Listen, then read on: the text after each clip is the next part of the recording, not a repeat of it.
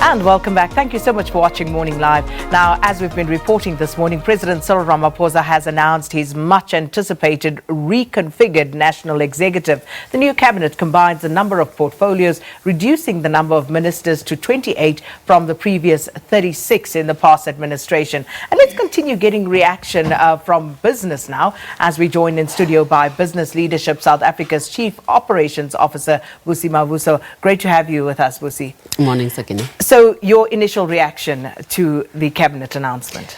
So it's more of the same, and I think the question I'm asking myself is, are they going to be capable of trying to engage with this from a different perspective? You know, so there are names that we're definitely happy with, people who know what they are doing, and probably there's this notion of this is not time for trying new things. We need the tried and tested, but is the tried and tested capable of engaging with this from a different lens? You know, because we've got serious problems in this country. We've got a depressed economy. You know, we have got Moody's on the 16th of May who said that, you know, guard against your low growth, guard against the weakening of your institutions, guard against your rising debt levels. You know, so is this the A team that is going to deliver that? You know, as the business community, we, however, believe in President Ramaphosa and would like to believe that he gets it. He understands what's at stake here. He understands that what he's dealing with here is not cadre deployment. It's not some job creation scheme for ANC cadres. This is about our 5 trillion rands economy. This is about 58 million South Africans. This is about 38% unemployment. This is about 53% poverty levels. It's about the inequality gap that continues to grow. It's about the fact that we've overtaken the rest of the world to be the most unequal society in the world. That is what is at stake here. And I don't know if the ANC understands that. I hope they understand that, because I think, as I'm saying, in the key critical ministries, finance minister, for instance, you know, Tito Mboweni has been criticized, you know, by being too hard, especially on the SOEs.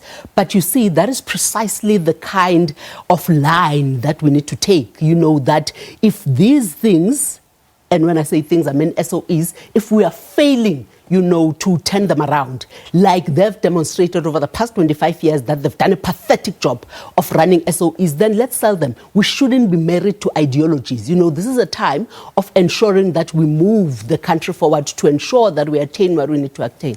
So I think with those strong personalities in there who get it, we are hoping that we are going to see some changes, Sakina. You highlight quite a few dilemmas that exist already. Absolutely. You talk about the inequality, the unemployment, the poverty, and these are all at crisis proportion. Yeah. But if you say then in the very next breath that if these SOEs are failing, yeah, we ought to sell them, is that not going to exacerbate the problem, given that it is in the main at the moment, given the depressed economy that you speak about, government and government entities, government departments that are employing people? The key thing that we're facing in this country is our rising debt levels, Sakina. They are sitting at 53% debt to GDP ratio, and they are set to touch 60% in the next 2 to 3 years.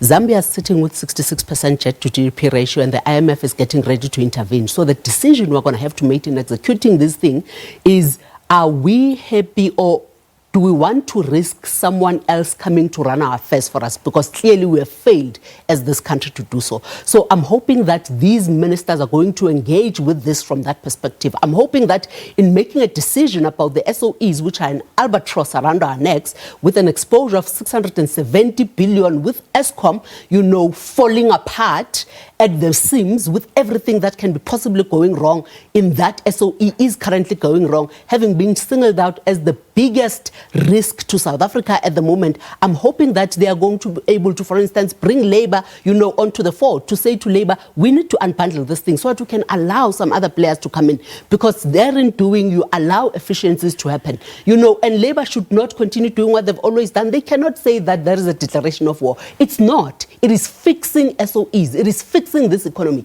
And labor is going to have to get it. They can't continue to run rampant the way they've been running. At what cost But do you we see, go out and fix these SOEs? I think the notion that as soon as you unbundle, then you are going to have retrenchments. Maybe you're going to have retrenchments, but remember, you're going to have new players coming in. You're going to have new players coming in who are going to have to employ people. If you have ESCOM people who have been there on average 20 years, they obviously are the natural, employees to be taken by. So in the short, Sakina, the business of government is to make tough decisions. And if the tough decisions means that cutting ESCOM loose, cutting SAA loose, then so be it. Because as I'm saying, this is about 58 million South Africans. So as business, you had opportunity to engage with the president before the announcement of this cabinet. And given what your engagement entailed and what was ultimately announced, do you feel that you got through to the president? We're happy that some names didn't make it into the ministries. We're happy that we have moved from 37 to 28. We are happy that there is continuity, there is stability, because markets are premised on stability and certainty, and the lack thereof is problematic. So we think your DPE, your finance ministry, we want that continuity, and they are going to have to continue, I think, on the other hand, rooting out corruption. Another dilemma, this country. Because, and these are some of the things that keep getting flagged. Yeah. On the left of the African National Congress, you have the alliance partners who would perhaps caution against, the country and, of course, the president and the finance minister looking at our financial situation, looking at our budgets and budgeting for ratings agencies, for example, in order to make sure that they are happy. What about the South African, the ordinary South African who is sitting on a street corner right now, hoping that someone's going to come past and give them an opportunity for putting bread on the table tonight? Sakina, this is bigger than us. We need the foreign direct investment. So we therefore have to ensure that our actions posture us, as an attractive investment destination. We are so deep in it, Sakina, that we have agreed as a country that we are unable to pull ourselves out by our bootstraps. We need foreign direct investment. We need that cash injection to come into the country, so that we can ensure domestic that investment? we... What about domestic investment can go to so far and no more. But shouldn't we start there? But then we've got the domestic investment not doing what it should do. And it keeps telling government, you need to make sure that the environment is conducive for us to invest.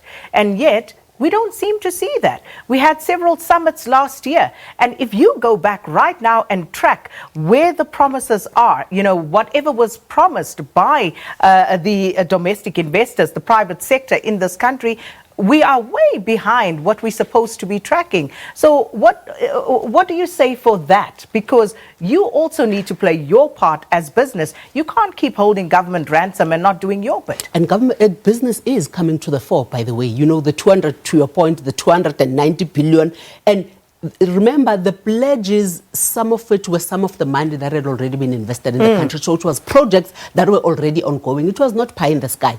The YES initiative of 1 million jobs in the next 3 years. The SASME fund of 1.4 It's way behind where it should be, though. It's way behind where it should be. But you see, if you look at some of the constraints therein, it was around the BBBE and the recognition of those people in terms of, are we going to be recognized or are going to get the points, in ensuring that we bring these kids into our workplace. The 1.4 billion of the SASME fund that was launched last month, the BLSA Connect initiative, which seeks to ensure that small businesses, are linked to the supply chain of big business. Has business done enough? No, we have not. Business needs to come to the party big time, in this country.